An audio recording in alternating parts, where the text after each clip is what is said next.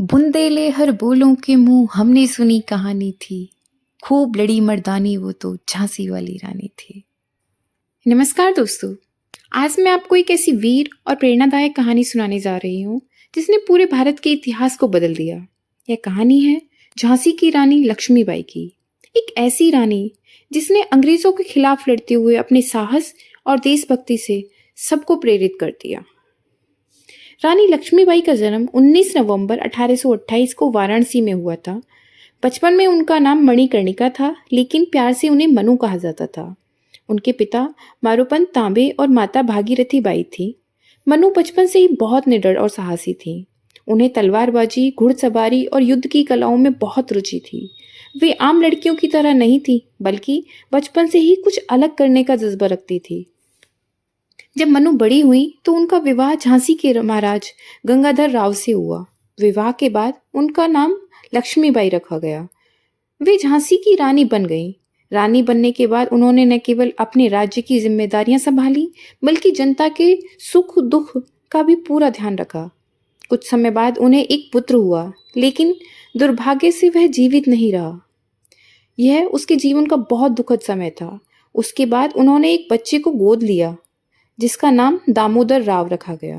वे चाहती थी कि वही आगे चलकर झांसी का उत्तराधिकारी बने, लेकिन यहीं से उनके जीवन में एक बड़ा संघर्ष शुरू हुआ। उस समय अंग्रेजों ने एक नीति लागू कर रखी थी, जिसके अनुसार अगर किसी राजा का सगा पुत्र नहीं होता तो उसका राज्य अंग्रेज अपने कब्जे में ले लेते थे। अंग्रेजों ने रानी के दत्तक पुत्र को मानने से इनकार कर दिया और झांसी को अपने अधीन करने की कोशिश की। रानी लक्ष्मीबाई ने इस अन्याय को स्वीकार नहीं किया। उन्होंने दृढ़ता से कहा, मैं अपनी झांसी नहीं दूंगी।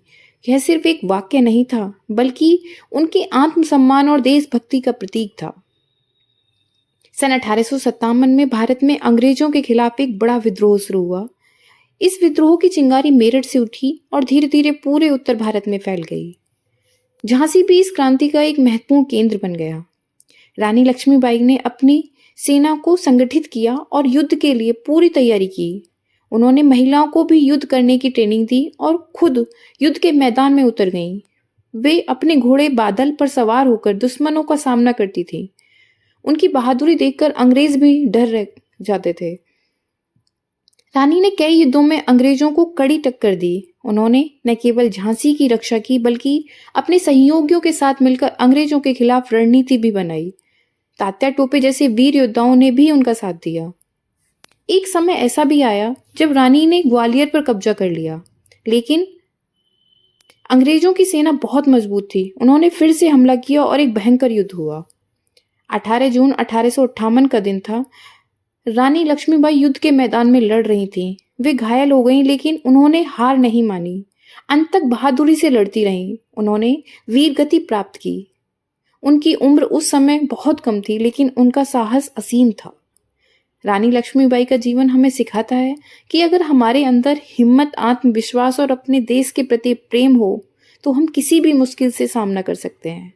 वे केवल एक रानी नहीं थी, बल्कि वे साहस, त्याग और नारी शक्ति का प्रतीक थी। आज भी हम जब उनका नाम लेते हैं तो हमारे मन में गर्व और सम्मान की भावना जाग उठती है। उनकी कहानी हमें प्रेरित करती है कि हम अपने अधिकारों के लिए लड़ें और कभी हार न मानें। तो दोस्तों, यह थी रानी लक्ष्मीबाई की कहानी, जो हमारे लिए बहुत ज़्यादा एक दिल को प्रेरणा देने वाली है। अगर आपको यह वीडियो पसंद आई हो तो इसे लाइक, शेयर और सब्सक्राइब ज़रूर करें और चैनल को सब्सक्राइब करके धन्यवाद।